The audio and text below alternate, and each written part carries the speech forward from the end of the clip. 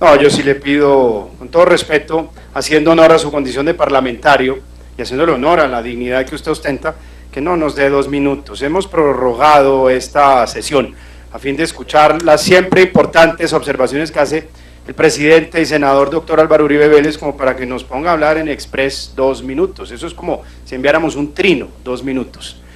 Señor presidente, el doctor Uribe Vélez habló 11 minutos, 11, y usted no lo interrumpió una sola vez.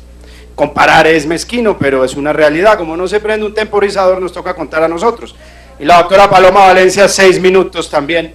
Y usted sabe que el Parlamento es el arte justamente de la deliberación. Señor senador, discúlpeme. Entonces, señor presidente, si me permite hacer discúlpeme su señoría. Con mucho gusto, doctor Lara, lo voy a escuchar y lo vamos a escuchar, doctor Lara, con muchísimo gusto. Yo simplemente le recuerdo a usted y al país, esta es la 5ª sesión con el mismo tema. Y con todo respeto, no me refiero a su señoría, muchas intervenciones repetidas. Le sugiero respetuosamente, hagamos uso del tiempo, porque acabo de escuchar la intervención del doctor Gustavo Petro, la intervención de la doctora Angélica Lozano, dispuestos para un acuerdo, como están varios colegas. Simplemente es por eso, señor senador, y usted sabe, ayer su señoría habló también por 11 minutos cuando me había pedido 7 minutos, pero por la importancia de sus profundos planteamientos me dio el gusto de escucharlo como ahora. ¿Cuánto tiempo necesita, señor senador? Señor senador, 5 minutos, por favor. Señor senador, 5 minutos. Tenga la bondad. Presidente, mire, 5 minutos. Usted fue presidente, usted sabe cómo es. 5 minutos. Usted hace, querido presidente, del reglamento, que consiste básicamente en garantizar un debate ecuánimo donde se cumplan diversos principios de celeridad, pero también la deliberación, que usted entre a calificar la oportunidad o el contenido de las intervenciones de sus compañeros. Básicamente, yo quisiera hacer la siguiente observación. Yo siento cierta angustia por lo que debe estar sintiendo el presidente Iván Duque. Un hombre joven, un hombre que llega a gobernar un país en una transición muy compleja y que, como todo gobernante, quiere pensar y mirar hacia el futuro. ¿Qué sentimiento de angustia debe sentir aquel mandatario cuando ve que la agenda de su parlamento consiste en volver al pasado, en reabrir temas que le significan a él el más profundo desgaste político? Aquí deberíamos estar hablando del grave déficit que tiene el sistema de la salud, de la evasión de los independientes, de los cotizantes independientes, de la situación, como lo hemos hecho con el doctor Uribe en la Comisión Séptima, de la cotización en salud y pensiones de las personas que trabajan a través de plataformas tecnológicas, proyecto que lamentablemente se hundió con su oposición. Y aquí estamos volviendo al pasado, a deshacer la columna vertebral de lo que fue un acuerdo bueno o malo, pero que consistió en un acuerdo que hoy desmovilizó a 7.500 individuos que hacían 7.500 individuos que hacían parte de las FARC. El tema de las fuerzas militares, qué eslogan político más extraordinario, arroparse en las fuerzas militares para terminar legislando una reforma constitucional en detrimento de los intereses de las fuerzas militares. Eso hace parte del ejercicio político, pero hace parte del ejercicio político de la manipulación, es decir, no del ejercicio político de la verdad y del genuino cariño por las fuerzas militares. Sí hay un tratamiento diferencial, y lo voy a recordar, imperfecto, perfectible, pero que no amerita semejante desbarajuste aquí previsto, que, como señalaba además, es una verdadera involución, porque les quita el derecho operacional y el derecho penal internacional a los militares en su investigación y juzgamiento. Primero que todo, la gran diferencia entre el tratamiento de las FARC y los militares es la presunción de legalidad. Entre las FARC y los militares es la presunción de legalidad. Obviamente las FARC querían derrocar al Estado, se presume su ilegalidad. ¿Y sabe qué consecuencia tiene eso? Que se les pueden imponer sanciones y juicios colectivos. A las fuerzas militares no, se les presume su legalidad y los procesos, y juicios por consiguiente son individuales, partiendo siempre del respeto por la presunción de legalidad de los militares. Entonces aquí ya hay un primer elemento, un primer eslogan que vamos deshaciendo, porque ese es el principio rector de la investigación y juzgamiento de cualquier integrante de las fuerzas militares. Se presume de entrada su legalidad y su inocencia, se presume la responsabilidad y la culpabilidad de las FARC y les imponen medidas colectivas. Deben ser derrotados en juicio. Segundo, seguridad jurídica, cosa juzgada. Cualquier fallo que emita esta jurisdicción será cosa juzgada y no podrá ser desconocido más adelante por ningún tipo de jurisdicción ni por la ordinaria. El tratamiento debe ser simétrico, no puede haber más beneficios para las FARC, no obstante con diferencias como los vamos a establecer más adelante.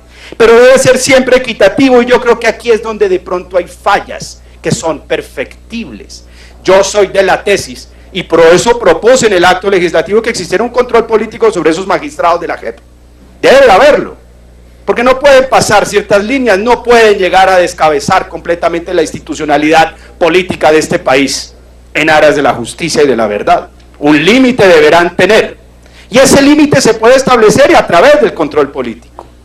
Creo que debe haber un número mayor de jueces, con un origen equitativo y un origen independiente que no provengan de activismos políticos que han mostrado en el pasado resistencia o antipatía por las fuerzas militares. Por eso no necesita un proyecto de acto legislativo así, necesitas un proyecto de ley que permita ampliar ese número de jueces.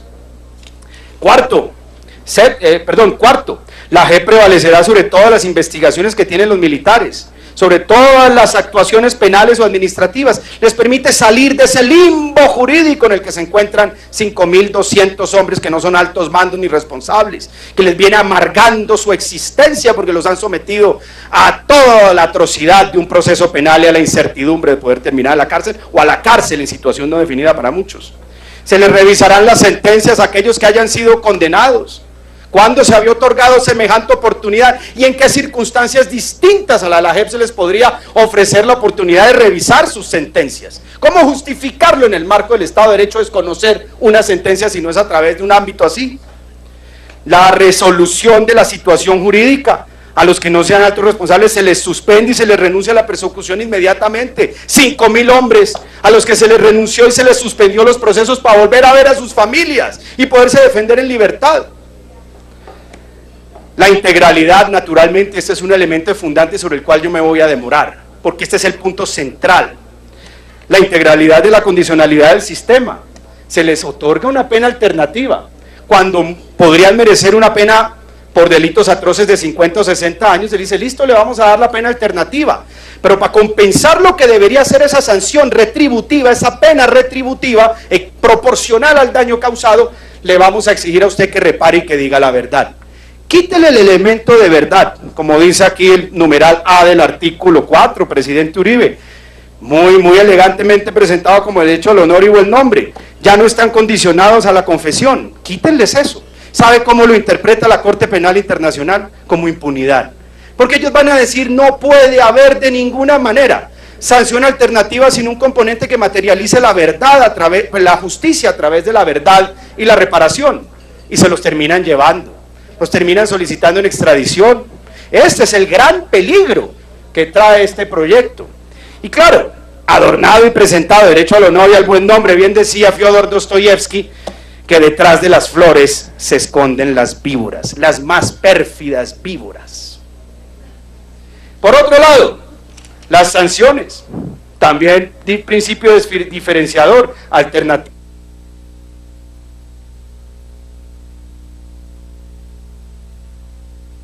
Llevan 7 minutos, señor senador. ¿Cuántos va a concluir? Con mucho gusto, señor senador. Otros puntos. Responsabilidad de mando, criterio diferenciador. ¿Cuánto nos tocó luchar esto, presidente Uribe, para garantizar esta norma de responsabilidad de mando? Contra la hostilidad de la izquierda y de la Corte Penal Internacional. Y mire usted cómo habrá quedado de bien elaborada esta responsabilidad de mando, que obliga a que en estos juicios existan criterios probatorios adicionales a la posición de garante que en el fallo del señor Bemba, hoy candidato a la presidencia del Congo, soltado en segunda instancia en la Corte Penal, se introdujeron estos mismos elementos que legislamos acá contra muchos de los bien pensantes o de sectores de izquierda que decían que esto garantizaba impunidad. Es una responsabilidad de mando histórica, es una definición garantista que van a copiar en muchos países del mundo.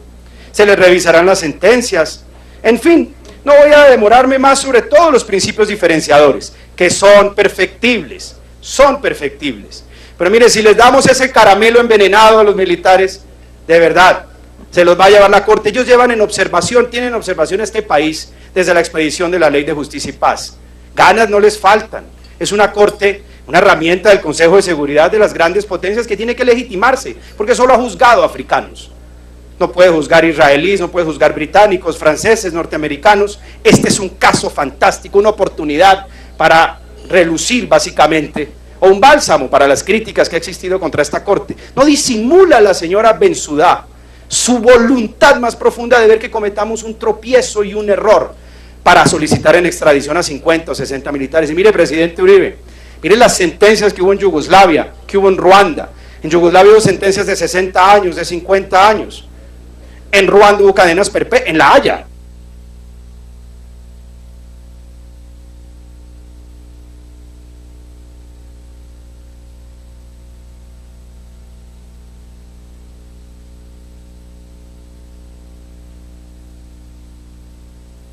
Muchas gracias, señor senador. Tiene uso de la palabra.